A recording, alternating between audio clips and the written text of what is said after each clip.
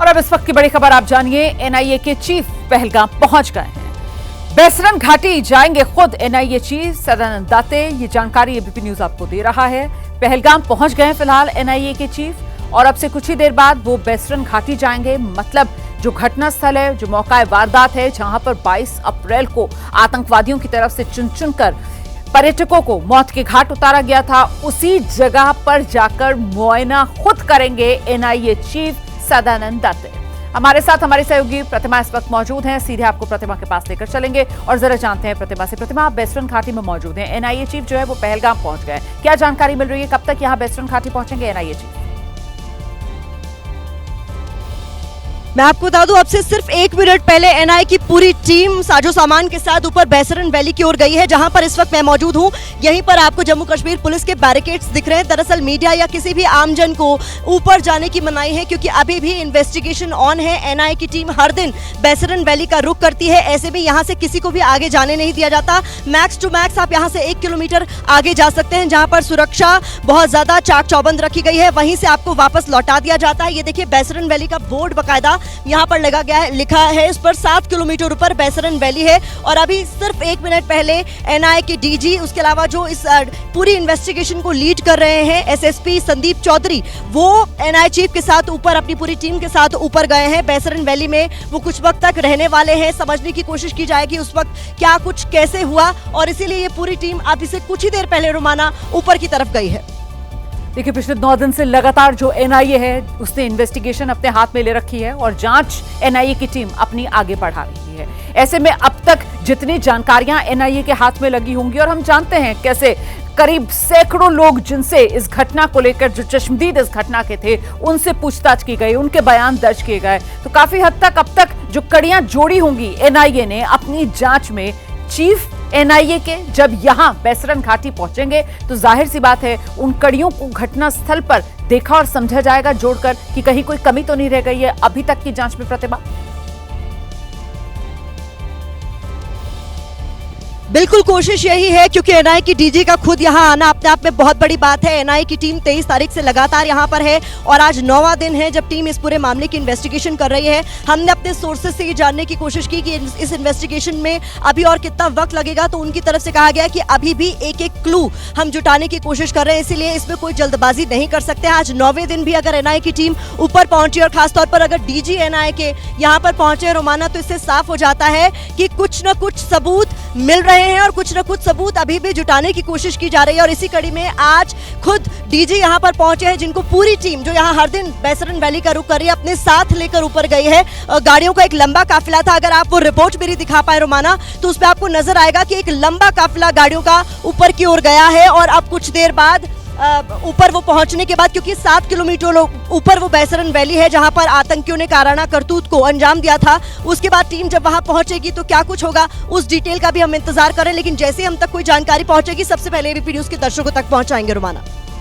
बिल्कुल, सबसे पहले एबीपी न्यूज के दर्शकों तक सबसे सटीक जानकारी, क्योंकि एबीपी न्यूज की मौजूदगी यहां बेसरन घाटी और उस जगह तक जहां तक फिलहाल सुरक्षा कर्मियों की तरफ से इजाजत दी जा रही है। जैसे कि हमारी सहयोगी जो मौके पर मौजूद है वो बता रही हैं कि बैरिकेड लगाए गए हैं क्योंकि जांच चल रही है, इसीलिए ऊपर जहां से चढ़ाई शुरू होती है बेसरन घाटी के लिए, वहां पर जाने की फिलहाल इजाजत नहीं है। लेकिन ये गाड़ियों का काफिला आप देख रहे हैं, एनआईए के चीफ खुद जा रहे हैं बेसरन घाटी मुआयना करने के लिए। और इससे पहले प्रतिमा, जरा दर्शकों को बताइए किस तरीके से यहां पर क्राइम सीन रिक्रिएट करने से लेकर एनआईए की तरफ से 3D मैपिंग तक तमाम जो तफ्तीश है उसको बारीकी के साथ और तकनीक के सहयोग के साथ आगे बढ़ाया गया है। प्रतिमा जी, मैं आपको बता दूं कि पहले दिन जब 23 तारीख को एनआईए की टीम ने इस इन्वेस्टिगेशन को टेक ओवर किया, उसके बाद सबसे पहले बेसरन वैली का ही रुख किया गया था। उसके बाद से अब तक, जैसा कि आप बता रही थी रोमाना, 3D मैपिंग की गई है, मेटल डिटेक्टर्स की मदद ली गई है पूरे घटनास्थल का मुआयना करने के लिए, क्योंकि एक एक चीज को क्लू माना जा रहा है यहाँ पर, क्योंकि पता लगाने की कोशिश कर रही है कि उस दिन हुआ क्या था। पुख्ता सोर्सेज जो हमारे हैं वो ये जानकारी भी दे रहे हैं कि इस घाटी को लेकर इसके अलावा भी आसपास के कई ऐसे अहम लोकेशंस हैं जहां पर आतंकियों के द्वारा और OGW की मदद से रेकी की गई थी, ताकि हमले के लिए सही जगह को चुना जा सके। और ऐसे में एनआईए की तरफ से कोशिश की जा रही है कि वो पता लगा सके कि आतंकी यहाँ पर दाखिल कैसे हुए, आतंकियों को किसने मदद की और आतंकी भागे कहाँ। और इसी कड़ी में यहाँ पर आज टीम जो है वो 9वें दिन भी बेसरन वैली का रुख कर रही है। 2 दिन पहले क्राइम सीन को भी रिक्रिएट किया गया था ये समझने के लिए कि वहां क्या हुआ। पिछले 2 दिन से इस इलाके में जो लोकल लोग काम करते हैं बेसरन वैली में, चाहे वो मैगी बेचने वाला हो, चाय बेचने वाला हो, यहाँ घुड़सवारी कराते हैं जो लोग, क्योंकि इस वैली में जाने के लिए पैदल का जो रास्ता है वो बहुत ज्यादा दुर्गम है, खराब है। ऐसे में यहाँ खच्चर चलाए जाते हैं और एटीवी बाइक्स चलाई जाती है। तो जो भी लोग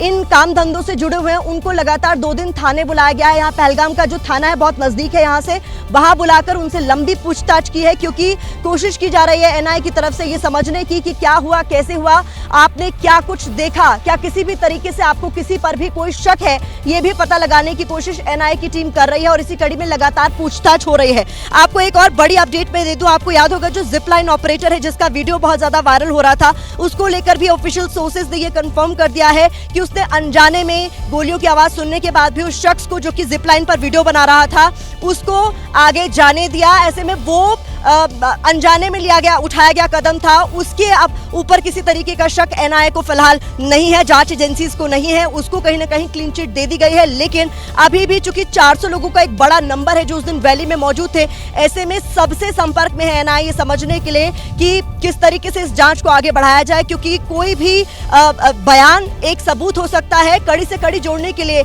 एनआईए की टीम लगातार काम कर रही है। रोमाना, तो वो जो जिपलाइन ऑपरेटर है जो सवालों के घेरे में आया था कि आखिरकार उसने क्यों पर्यटक को आगे जिप पर एडवेंचर के लिए भेज दिया, जबकि वो खुद अपनी आंखों के सामने देख रहा था कि नीचे आतंकवादी हमला हुआ है। खुद वो 3 बार धार्मिक नारा लगाते हुए भी उस वीडियो में नजर आ रहा था। आप कह रही हैं कि उसको एक तरीके से एनआईए ने अपनी जांच में क्लीन चिट दे दी है, लेकिन मेरा सवाल ये है कि एनआईए ने वो करीब 150 स्थानीय लोग जिनसे अपनी पूछताछ आगे बढ़ाई, कि अभी भी उनमें से कुछ लोग संदिग्ध हैं जो एनआईए की हिरासत में हैं? हिरासत में कितने लोग, इसको लेकर क्या कोई नंबर, कोई संख्या सामने आ रही है अभी तक? प्रतिमा, चूंकि ये जांच का विषय है, ये तमाम डिटेल्स डिस्क्लोज नहीं की जा रही है। हम लगातार जानने की कोशिश कर रहे हैं। ये आपको मैं जरूर बता सकती हूँ कि हर दिन उन लोगों को बुलाया जा रहा है जिनसे कुछ और सवाल किए जाने हैं। जैसे पहले दिन करीब 150 लोगों को थाने में बुलाया गया था और एक लंबी पूछताछ, 4 से 5 घंटे वो थाने में थे और करीब रात 9:30 बजे के आसपास उन सभी को छोड़ा गया था। लेकिन अगले दिन भी कुछ लोगों को बुलाया गया था, उनमें वो लोग भी शामिल थे जिनसे एक दिन पहले पूछताछ हुई थी। रोमाना, ऐसे में कोशिश की जा रही है कि जब तक पूरा सेटिस्फैक्शन नहीं मिल जाता है तमाम लोगों के बयानों से, तब तक एनआईए अपनी जांच को आगे बढ़ाएगी और इसी तरीके से सवाल जवाब चलते रहेंगे। इस बीच यहां पहलगाम में आप मौजूद हैं, बेसरन घाटी, जहां तक फिलहाल सुरक्षा कर्मियों की तरफ से मीडिया को इजाजत है उस पॉइंट पर आप मौजूद हैं। जरा अपने कैमरामैन से कहिए कि तस्वीरें दिखाए और इस इलाके के बारे में जरा दर्शकों को बताइए, कैसे ये पूरा वादी का इलाका और अभी तक की जो जांच है वो क्या दर्शा रही है, जो कड़ियां जोड़ी गई उससे क्या पता चल रहा है, किस तरीके से पहाड़ों से उतरकर आए होंगे ये आतंकवादी और इस हमले को अंजाम दिया गया होगा। जी प्रतिमा। रोमाना, माफी के साथ अगर आप मुझे इजाजत दें तो मैंने कुछ टीमों को ऊपर जाते हुए देखा है। इसकी भी पॉसिबिलिटी है कि ऊपर अब जाने दिया जा रहा हो, तो इसलिए मैं कोशिश करना चाहूंगी ऊपर जाने की, ताकि कुछ और डिटेल्स हमें हाथ लग सके कि ऊपर इस वक्त क्या चल रहा है, कहां तक मीडिया को अलाउ किया जा रहा है, ये भी मैं पता लगाने की कोशिश करूंगी और कुछ और डिटेल्स जल्द आपके साथ साझा करूंगी, अगर आप मुझे इजाजत दे तो। जी बिल्कुल, लेकिन सवाल का जरा जवाब देती जाइए, उसके बाद फिर आप ऊपर जाइएगा। अभी क्या निकलना है? मेरे ख्याल से प्रतिमा निकलना चाह रही हैं। ठीक है प्रतिमा, जी आप अपना सवाल चाह रही हैं, आप ऊपर जाना चाह रही हैं, आप निकलिए बेसरन घाटी, जहां तक जाने की इजाजत मिलती है वहां पर जरूर निकलिए आप। तो प्रतिमा हमारी सहयोगी जो वहीं घटनास्थल पर मौजूद हैं और वो बता रही हैं कि अब ऊपर जाने की कोशिश वो कर रही हैं क्योंकि एनआईए की टीम वहां पर पहुंची हुई है। और बड़ी बात यह कि एनआईए की टीम तो पिछले 9 दिन से लगातार घटनास्थल पर भी जा रही है, जांच भी आगे बढ़ा रही है। लेकिन आज का दिन महत्वपूर्ण इसलिए हो जाता है क्योंकि एनआईए के जो चीफ हैं आज वो बेसरन घाटी में घटनास्थल पर पहुंचे हैं। और जब एनआईए की चीफ सदानंद दाते घटनास्थल पर पहुंचे हैं तो जाहिर सी बात है अभी तक एनआईए की जांच कहां तक पहुंची होगी, इसका एक पूरा ब्यौरा जो है वो एनआईए के चीफ तक जो पहुंचा होगा उसी की कहीं ना कहीं तस्दीक करने के लिए वहां पर एनआईए के चीफ पहुंच रहे हैं। इस बीच आपको दिखा देते हैं मौके से अपनी सहयोगी प्रतिमा की एक रिपोर्ट। बैसरन घाटी की ओर रुख कर रही है एनआईए की टीम, जिसको जम्मू कश्मीर की जो पुलिस है वो लीड कर रही है। और जो जानकारी हमें मिली है, क्योंकि डीजी सदानंद दाते एनआईए के वो यहाँ पर पहुंचे हुए हैं, ऐसे में ये महत्वपूर्ण तस्वीरें अब तक हम पहुंचा रहे हैं। ये पूरी टीम इस वक्त बैसरन वैली का रुख करने जा रही है। ये सीधी तस्वीर आपको दिखा रही है, पूरा काफिला आपको एनआईए की टीम का दिख रहा है। खुद सदानंद दाते आ चुके हैं, डीजी यहाँ पर आपको आगे की सीट पर बैठे हुए एसएसपी संदीप चौधरी दिख रहे हैं एनआईए के, और ये एक और गाड़ी आपको जाती हुई दिख रही है। एनआईए की पूरी टीम इस वक्त इस तस्वीरों में कैद है, जो कि इस टीम को इन्वेस्टिगेट कर रही है। और टीम को लीड करने वाले जो ऑफिसर्स हैं वो इस वक्त डीजी एनआईए को लेकर ऊपर बैसरन वैली का रुख कर रहे हैं। ये सीधी तस्वीरें एबीपी न्यूज आप तक पहुंचा रहा है। ये जो रास्ता आप देख रहे हैं, यहाँ से आगे किसी को भी जाने की मनाही है, क्योंकि अभी भी वैली में एनआईए की टीम इन्वेस्टिगेट कर रही है। आज 9वां दिन है जब इस बैसरन वैली में एनआईए की टीम पहुंची है, और आज का दिन इसलिए भी महत्वपूर्ण हो जाता है क्योंकि डीजी एनआईए के खुद यहाँ पर पहुंचे हैं। मैं एक बार आपको ये तस्वीरें दिखाकर समझाना चाहूंगी कि ये लोकेशन क्यों महत्वपूर्ण है। ये देखिए जो तस्वीरें हैं, यहाँ पर पहलगाम डेवलपमेंट अथॉरिटी का बोर्ड लगा हुआ है बाकायदा। यहाँ से बताया जा रहा है कि जो बैसरन घाटी है वो केवल 5 किलोमीटर ऊपर है। देखिए बैसरन का यहाँ पर बोर्ड है, यहाँ पर 7 किलोमीटर ऊपर लिखा गया है, लेकिन यहाँ से करीब 1-1.5 किलोमीटर के बाद एक लोकेशन है जिसको सीएम हट कहा जाता है, जिसके आगे किसी को भी जाने नहीं दिया जा रहा है, क्योंकि वहाँ पर सिक्योरिटी तैनात है सुरक्षा कारणों से, क्योंकि अभी भी बैसरन वैली में सुरक्षा एजेंसियों के द्वारा जांच की जा रही है। ऐसे